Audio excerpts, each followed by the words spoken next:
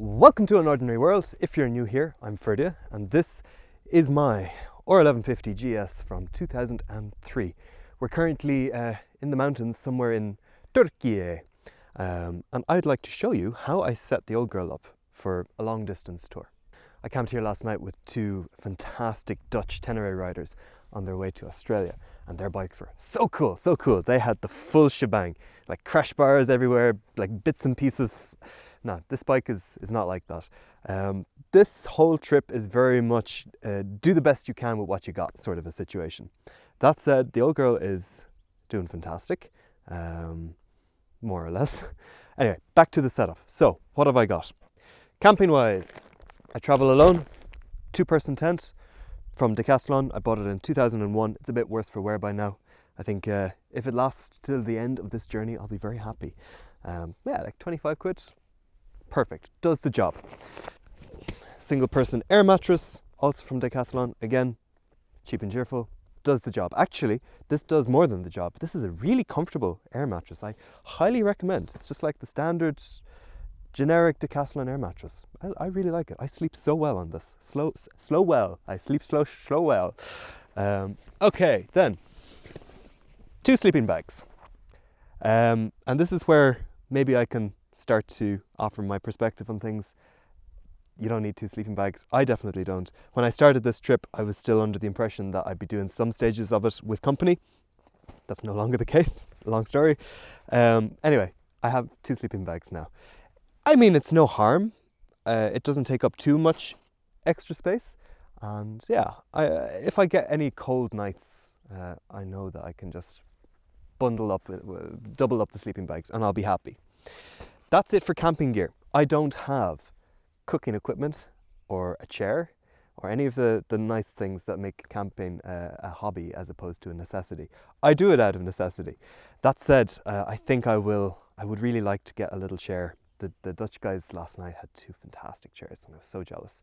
I also don't have any cooking equipment because I eat a hot food once a day from like a local taberna or like a bar, and that does me. And then I snack in the evening. I have some olives and cheese with my glass of wine, and yeah, that's how I like to roll. It does not make sense for me, I think, to have cooking equipment just for myself. It's unnecessary. I probably wouldn't end up using it half the time. I can't imagine it's actually much cheaper than when you're traveling alone than what I do, just eat once a day and then snack. And also then you've got to carry your groceries around with you, which takes up more space, and if you don't eat them, they'll go off, and since I'm one person, I probably won't eat them all. Yeah, for me, it's just easier to do it this way. Then, here's all my electronics, computers, cameras, stuff. And then, again, extra riding gear. This, however, I think is good. I started this trip at the end of last year and took a break for the winter, but I knew I would catch some of the winter and then the start of the spring. So, yeah, this is my winter gear. It's a wax jacket, so it's really, really waterproof. I love it. I love this jacket. And then just a spare pair of leggings. Yeah, I mean, it does take up space, but there were a few times where I would have been stuck without it. Right, then the panniers. So as you can see, these are not adventure panniers. These are standard road panniers. They're old. They're 20 years old. I'm a bit worried that the hinges will eventually give out on them. But whilst they're still going, they're still going. So in the top box is where I put all my electronics and cameras. Nice big top box. There's some food in there at the moment and some spare socks and just bits and pieces like super glue, head torch, stuff like that. And then in the big pannier, it is mandatory bottle of whiskey, always good to have for many reasons. Towel, battery charger, bits and pieces, medicines, thankfully unopened tire repair kit, long may it stay that way. Yeah, just bits and pieces in this one, and then stay there, go.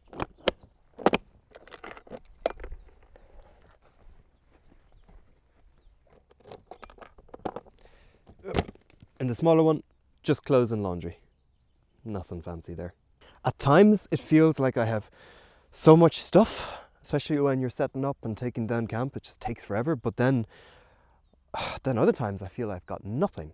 I probably have too many clothes, but then again, I don't have to do washing too often, which is handy. I could probably do with less clothes. Could probably lose a sleeping bag. If you have really good bike gear, then you don't need a second spare of gear. If you just have a really good riding suit that is breathable, waterproof, that has layers so that you can wear it both in summer and in winter, then you don't need 2 sets of riding gear. Again, if I could, I would set the bike up, like a proper adventure bike and have all the right gear and everything, but that's not what we're doing. We're roughing it. We're just, rolling with it. The camera, the electronics, the computer, the hard drives and all that takes up the entirety of the top box. If you're not doing that, then yeah, you've got a whole extra top box to work with. All this gear is heavy, but if you're going to do long distance touring, the bike is going to be heavy regardless. But again, you can probably lighten the weight with better quality gear, lighter camping gear, stuff like this. Okay, I'm going to pack up the bike and hit the road. I'll show you how I set it up. Not that it's of any use, but it might be a bit entertaining. Please don't laugh. I do look like, something out of, I don't know, in Ireland there was this show in the 70s called Wonderly Wagon, and it was basically a magical wagon that would go around the countryside with bits and pieces hanging out of it. I sometimes feel a little bit like Wonderly Wagon on this GS with all my bits and pieces, my mismatched collection of stuff. But don't laugh.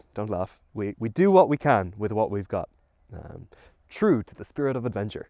Okay, first of all, food out, electrics go in, followed by the camera. And yeah, that's it. That is the top box full. There's not much more I can put in there. It's a lot of space, but it allows me to do this. And actually, I think since there's barely any food left, will it all fit? It might actually all fit. Yes, it does. Excellent, cool. Usually I have that hanging off by the the back of the bike. Big loaf of bread sticking out. Anyway, next up is the tent. I'm going to speed this up in the edit, obviously. It does take a little bit of time. But you get a system going, You fall into a routine, and then it just becomes habit, and it becomes quicker and quicker. I would like to get a big roll that I could roll across the entire pillion seat and the panniers. But then again, with a roll, it would be a little bit more awkward to actually access the panniers. At least this way, I can access the panniers. I did have a nice plastic cover to put over all of this. Unfortunately, I don't know where I lost it, but I lost it. So I need to get a new one for sure, because when it rains, all the camping gear will get wet unless it's covered. Luckily, it hasn't been much of an issue. It's just gone the start of May, so I've only had one bad day of really heavy rain. Another great thing about doing it this way is it builds up a nice little seat, actually, like a backrest. The GS is such a comfortable bike. You can ride for hour after hour after hour, but having a backrest, it just makes it absolute luxury. You really don't feel it. You can just sit back, relax, and enjoy the flight. Thank you for flying with Ryanair. Look, they indoctrinate us as Irish. That's what we're taught in, like, when we're learning how to read. It's like, Ryanair welcomes you on board. Please take note of all your emergency exits. Buy our scratch cards, buy our food, buy our everything. You paid €10 for this flight, now you're going to end up suddenly paying €50. We don't know how. Okay, next up then, the gear goes on top. I love this jacket. This is such a nice jacket. It's the jacket I was wearing in the Bonneville video a while back, in case you're interested. Risha, fantastic jacket.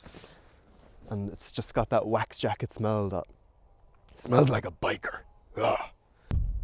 Now, I was also carrying around half a bottle of engine oil just to top it up at some point. I lost that too somewhere on the road. Like I say, Wonderly Wagon, just bits and pieces hanging off everywhere. Sometimes they give up and someone got a free bottle of oil. Hey, and that's it. yeah, I mean, compared to some of the Teneres and the Africa Twins and the nice GSs that you see going around, she's a bit rough around the edges, sure, but I don't care. Water goes in the top, and time to hit the road. Thanks for watching. I'll catch you next time.